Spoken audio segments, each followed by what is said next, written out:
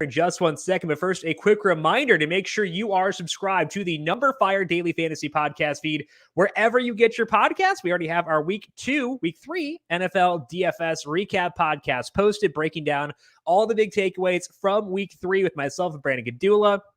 That went up yesterday. We also have the preview podcast for week 4 coming up on Thursday. That'll be on the numberFire Daily Fantasy Podcast feed and also on the FanDuel YouTube page at 10 a.m. on Thursday. So make sure you hit subscribe in both spots. We also have a PGA podcast this week via Brandon, believe. Yes, it is. There is one this week. Brandon will have that. I'll be back on PGA podcast next week once MLB is done as well. UFC, NASCAR, NFL, PGA, you name it, you can find it here on the numberFire Daily Fantasy Podcast feed. Hey, football fans, FanDuel is giving you the opportunity to bet on week 4 of the NFL season. All you have to do is go to sportsbook.fanduel.com or download the FanDuel Sportsbook app. Place a 3+ leg same-game parlay wager on any Week 4 NFL game. If your bet loses, get a refund and site credit. Max refund $10. Bet on Week 4 of the NFL season with FanDuel by heading over to the FanDuel Sportsbook today and placing a risk-free NFL same-game parlay. Must be 21+ and present in Arizona, Colorado, Iowa, Illinois, Indiana, Michigan, New Jersey, Pennsylvania, Tennessee, Virginia, or West Virginia. Refund issued as non-withdrawable site credit that expires in 7 days. Max refund $10. Restrictions apply.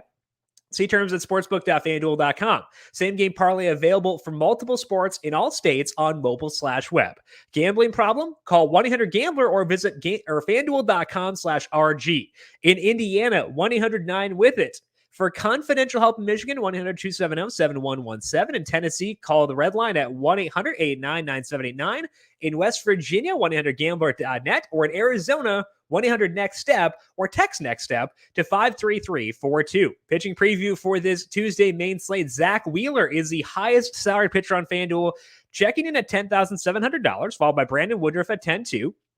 Chris Sale is $10,000 with Walker Buehler at $9,500. Adam Wainwright is $93,000.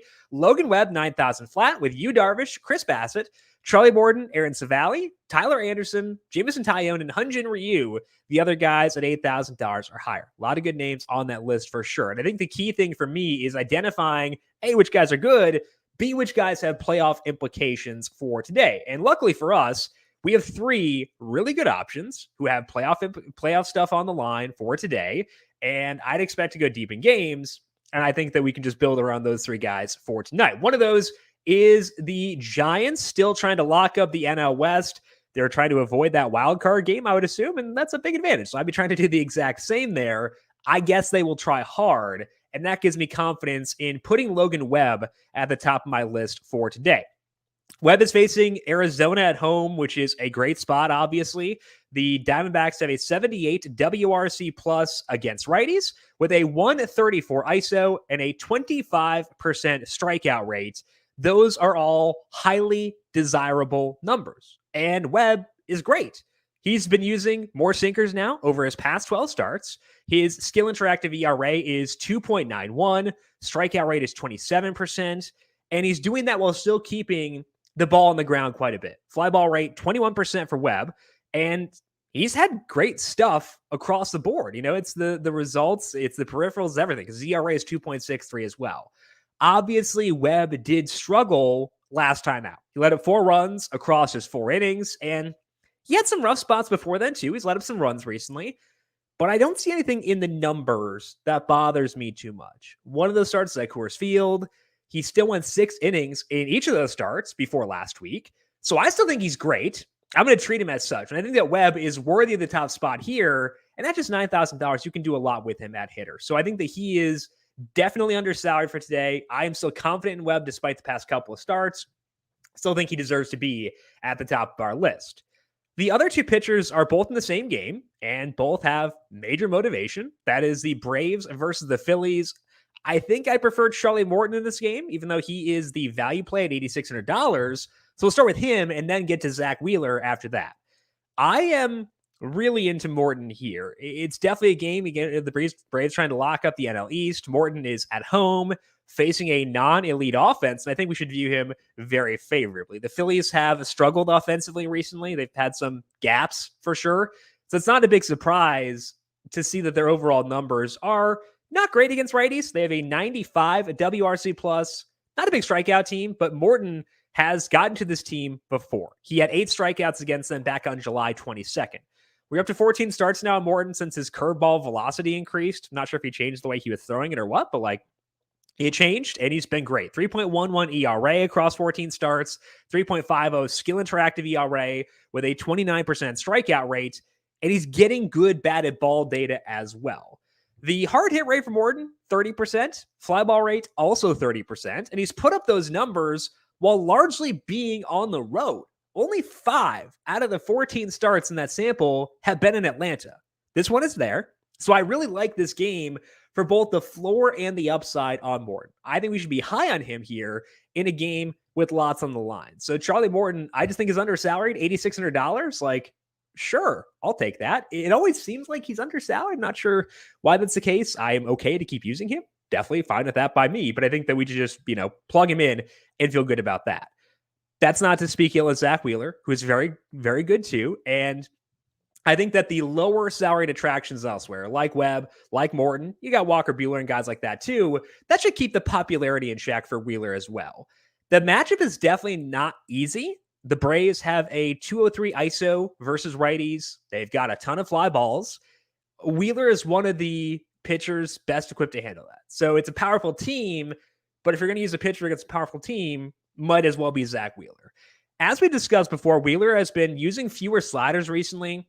It hasn't mattered. Like, I got concerned when I saw that in looking at the numbers. It hasn't mattered. His strikeout rate is still 29%, and it's hard to hit for power if you don't put the ball in play. That's a good thing for Wheeler for sure. But even when they do that, Wheeler still keeps things in check. He has allowed a 26% hard hit rate in the 9 games with fewer sliders. He has allowed a 31% fly ball rate.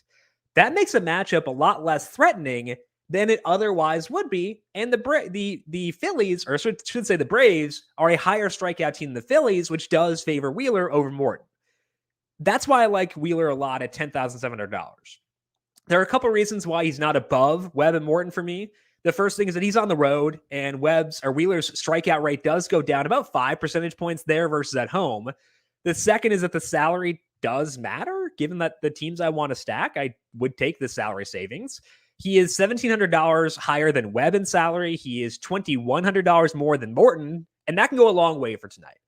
That's not going to push me off of him by any means for Wheeler, and I don't think he'll be super popular, which does help, but it does allow me to put him third on the list behind Morton or Webb first and Morton second. So the pitcher rankings for me tonight in order are Webb 1, Morton 2, Wheeler 3, focusing on playoff teams with good pitchers, trying to get their way, for jockey for playoff positioning. I think that does matter a lot this time of year.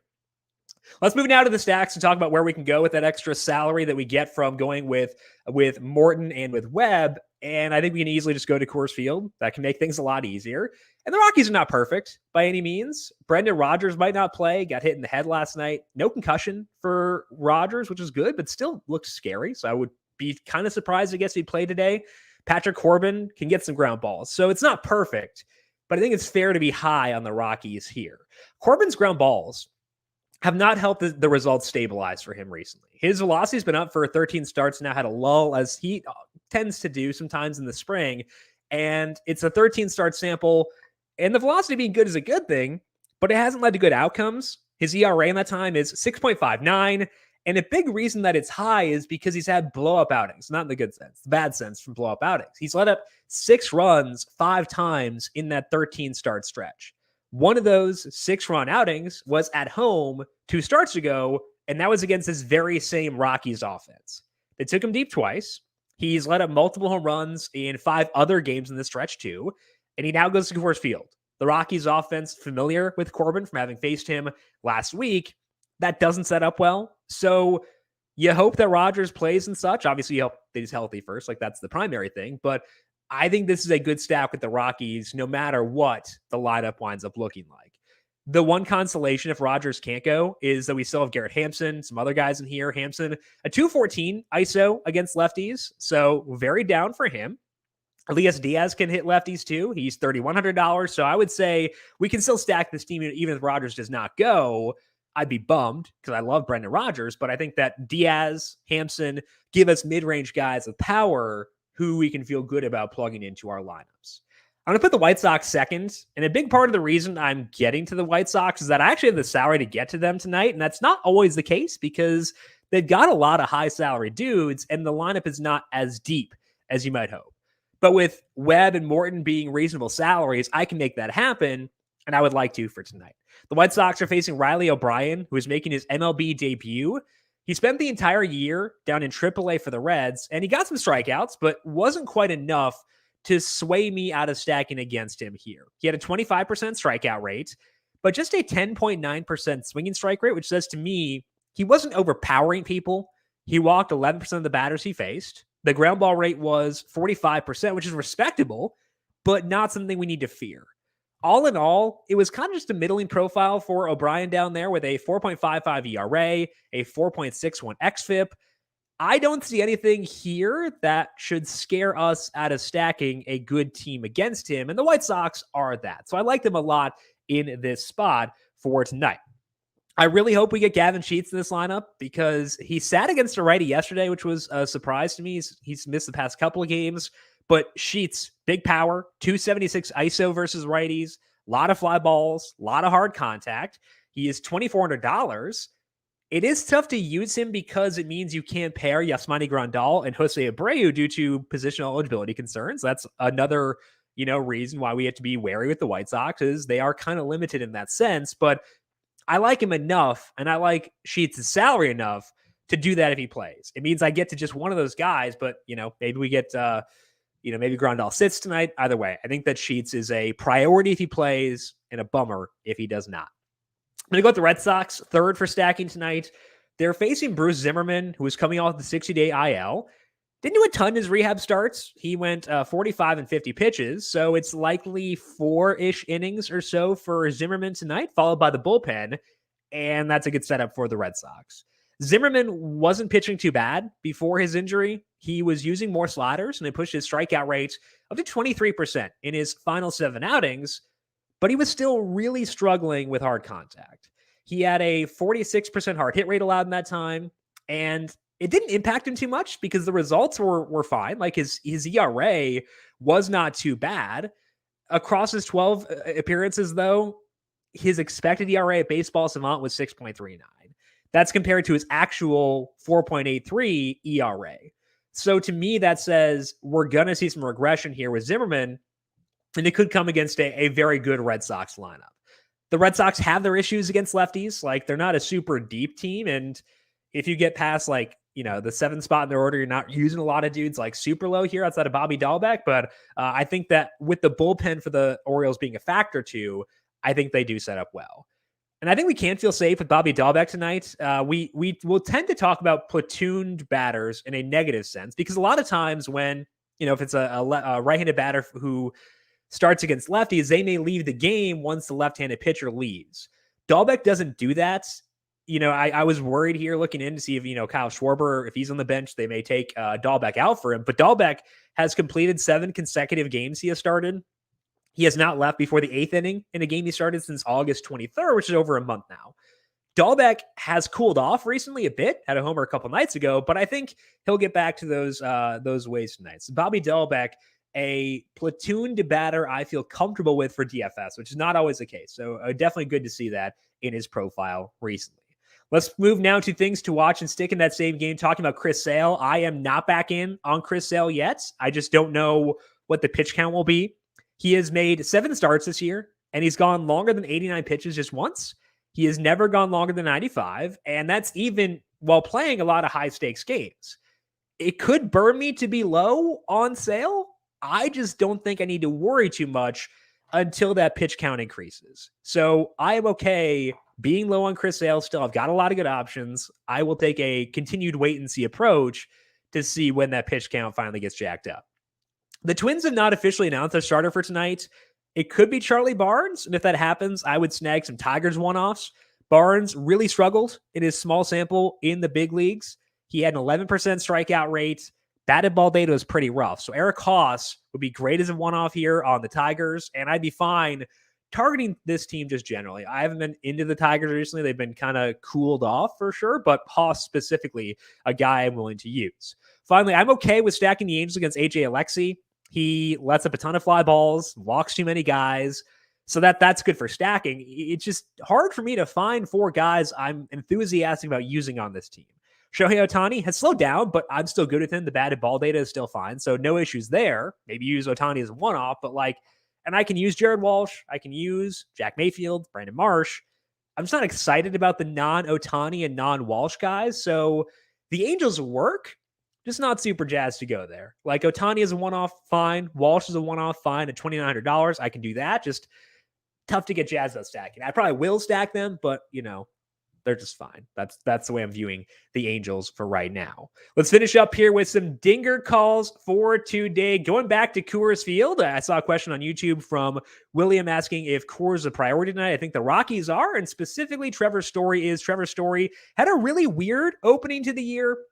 The power numbers in September, though, much better. So Trevor Story is the boring home run call for today. Do like Garrett Hampson as well, Elias Diaz, CJ Cron, et cetera, but Trevor Story, the official home run call for today. The fun one will be Gavin Sheets. Gavin Sheets, if he plays for the White Sox, we'll see. Again, didn't play yesterday against a righty, but love the power numbers. Love the spot here for Gavin Sheets. So the home run calls for today, Trevor Story and Gavin Sheets going deep on a Tuesday.